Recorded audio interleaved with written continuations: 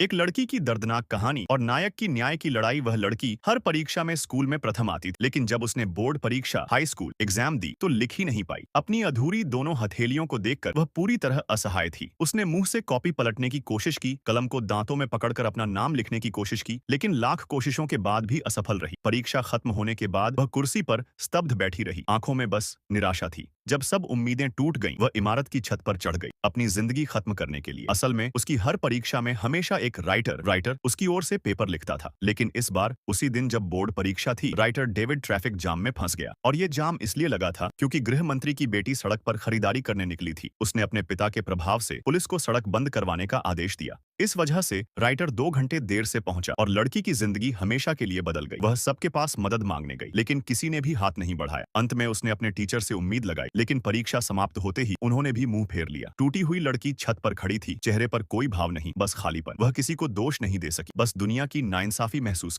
उसी समय डेविड को सब पता चला। वह दौड़ता हुआ स्कूल पहुंचा, पर जैसे ही तीसरी मंजिल पर पहुंचा, लोगों की चीखें गूंज उठी। लड़की ने छलांग लगा दी थी। डेविड का दिल चीर गया। वह खुद को कभी माफ नहीं कर पाया। लड़की का भाई भी वहां पहुंचा, लेकिन बहुत देर हो चुकी थी। वह भी ट्रैफिक में फंसा हुआ था। पुलिस से मदद मांगी, पर किसी ने ध्यान नहीं दिया। जब उसने शिकायत करने की कोशिश की तो मंत्री के लोग उसे उठा ले गए, रेत के बोरे में बंद कर 24 घंटे तक पीटा और अंत में मार डाला। इस शहर में मंत्री ही कानून था। डेविड, वही राइटर, अब इस अत्याचार को बर्दाश्त नहीं कर सका। वह पहले एक स्पेशल फोर्सेस सोल्जर था, जिसने सैकड़ों लोगों की जानें बचाई, लेकिन भ्रष्ट अफसरों ने उसे सेना से निकाल दिया। फिर भी उसके अंदर की न्याय की आग कभी नहीं बुझी। एक दिन उसने देखा एक छोटी सी बच्ची को एक कार ड्राइवर ने टक्कर मारी और फिर भी कार वाला बेपरवाह चला गया। डेविड ने गुस्से में जाकर उसे रोक लिया और कहा, भूखी बच्ची को खाना नहीं दिया, अब उसे मार भी दिया। कार वाला बोला, चल हट यहाँ से। डेविड ने कार का दरवाजा खोला, उसे बाहर खींचा और जोरदार मुक्का मारा। अगर दोस्त ने नहीं रोका होता तो शायद उस आदमी का चेहरा पहचानने लायक नहीं रहता, लेकिन यही घटना उसके भविष्य की जंग की शुरुआत थी। एक दिन डेविड अपनी बहन और प्रेमिका के साथ घूमने गए। अचानक कुछ गुंडे आए और उसकी प्रेमिका के बाल पकड़ ली। बहन ने सैंडल से बचाने की कोशिश, लेकिन गुंडों ने उसे भी मारा और धमकाया, अपने भाई को बुलाओ वरना अंजाम बुरा होगा। डेविड वहां पहुंचा। वह वही आदमी था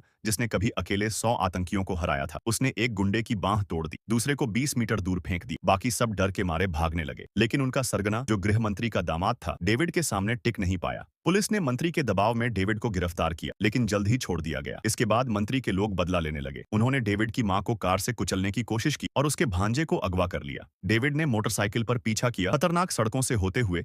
आखिरकार उसने गुंडों को पकड़ लिया और एक को मोटरसाइकिल से नीचे फेंककर खत्म कर दिया। मंत्री अब पागल हो गया था। उसने डेविड को फंसाने के लिए एक साजिश रची, एक विधायक की हत्या का इल्जाम लगाकर। लेकिन डेविड ने सच्चाई समझ ली। वह विधायक को बचाकर वहां से भाग गया। मंत्री ने 800 गुंडों को भेजा डेविड को मारने के लिए, लेकिन डेविड ने अकेले ही सबको हरा दिया। जब मंत्री का बेटा खुद लड़ने आया, डेविड ने उसे भी मात दी। अंततः घायल